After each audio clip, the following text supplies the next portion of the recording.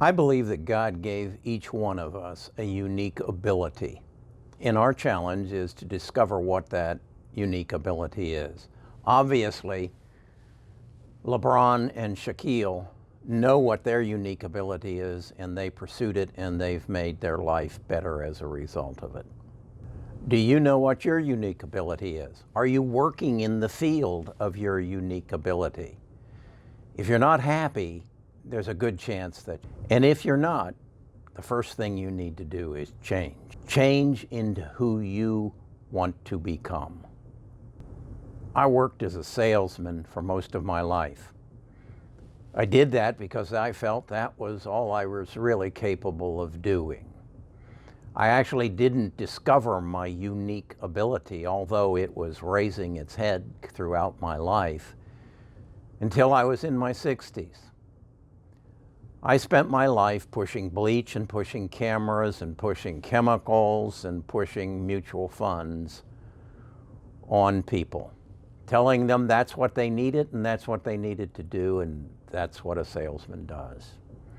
What I didn't realize is throughout my life, when I had time, when I was able to do what I wanted to do, I pursued photography, I pursued painting. Yeah, that's oil painting on canvas. I wrote books. I did all kinds of things because it wasn't until later in my life that I discovered I was a right-brained person. At the same time, I was not good at spelling. I was not good at organization. I was not a left-brained person. And thus, I didn't discover my passion until I got into my 60s.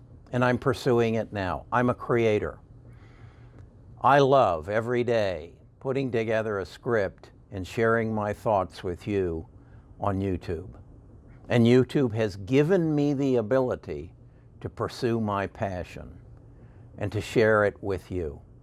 Unleash your unique ability, unleash your unique talents and discover them and then pursue them. This is going to involve some change. I'd like to share with you briefly how I discovered my unique ability and how I came to know what I know about myself and who I am. It was in search of happiness. And happiness is a decision that you make. Back in 2006, I had read an article that basically challenged me to remember the days of my life. It challenged me to multiply the years I've been alive by 365. That would tell me a number of days that I've been alive. Then it challenged me to get a yellow pad and write down those days in my life that I remembered.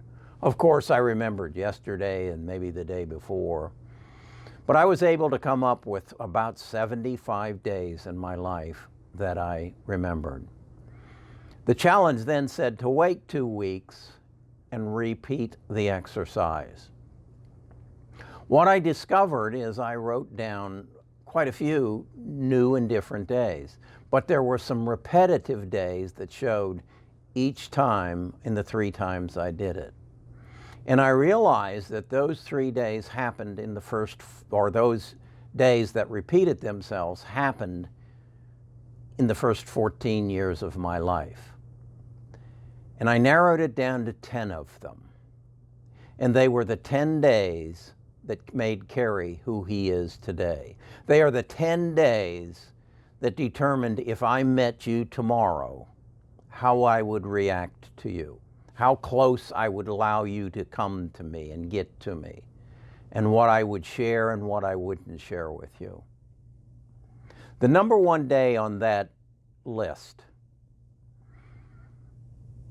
is a June day when my father showed up in Cincinnati, Ohio at my grandmother's house where myself, my older brother, and my younger brother had been for the last 45 days, and announced that my mother had died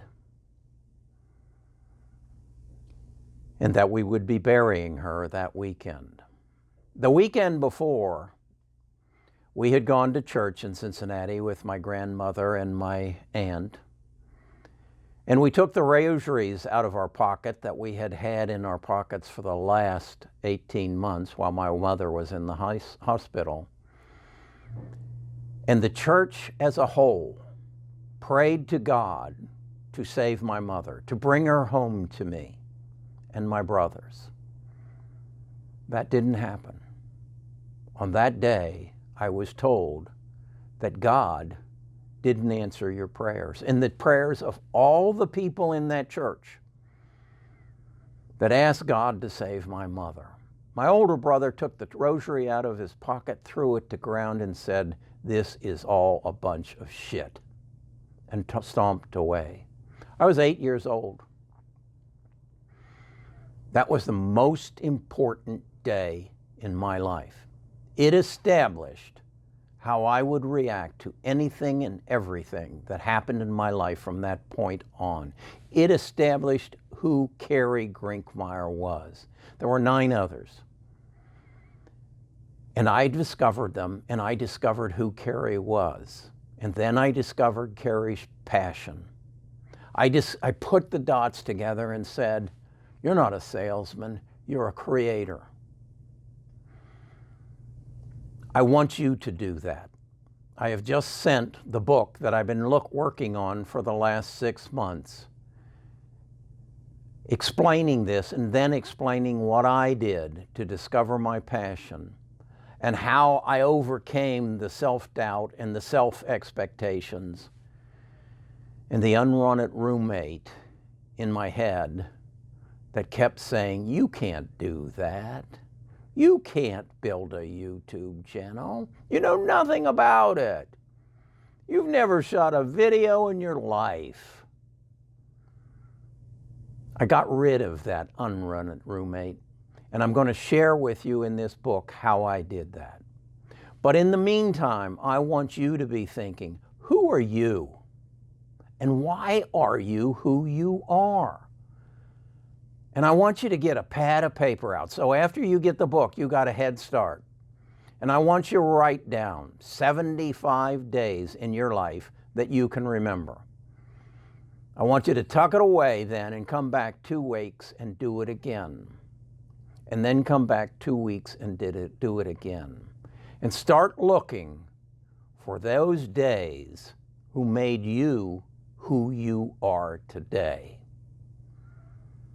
And then I want you to be thinking about, what is your passion? What is your joy? What makes you happy? If you could spend 5 days a week doing anything you wanted, and then 2 days a week recovering to get reinvigorated to do it again, what would it be? Put everything else aside, all your relations, everything else aside, what would it be? What I'm going to tell you is once you find it, you can have the pleasure and the joy and the full riches and the wealth that LeBron and Shaquille enjoy and the happiness that they enjoy. I assume they are happy. You can have that, but you got to get rid of that unwanted roommate. And I'll tell you how to do it. Okay, I'll let you know when the book is available. As I said, I just sent it to the editor. I'm anticipating it'll be out sometime in the 1st of May. But I want you to find your passion. I want your life to be as happy as mine has become. And I mean that sincerely. Okay, one other thing I want to talk to you about is the race I'm in. I'm in a race to get 1 million subscribers on my YouTube channel. Now there are, I believe it's something like 31 million YouTube channels, and 1,600 of them have 1 million subscribers. Now most of those people have been involved in YouTube for over 10, 15 years. I don't have 10 or 15 years, so my race has to be involved. So I'm asking you, if you haven't subscribed to my channel, please hit the subscribe button, hit the like button, and help me help the algorithm on YouTube. Then if you are subscribed already, get your grandmother subscribed to the station, or your parents or your children, because I think the things I'm going to be telling you, whether it be about real estate or investing, are going to be beneficial. So do that for me, and I'll keep sharing my knowledge with you.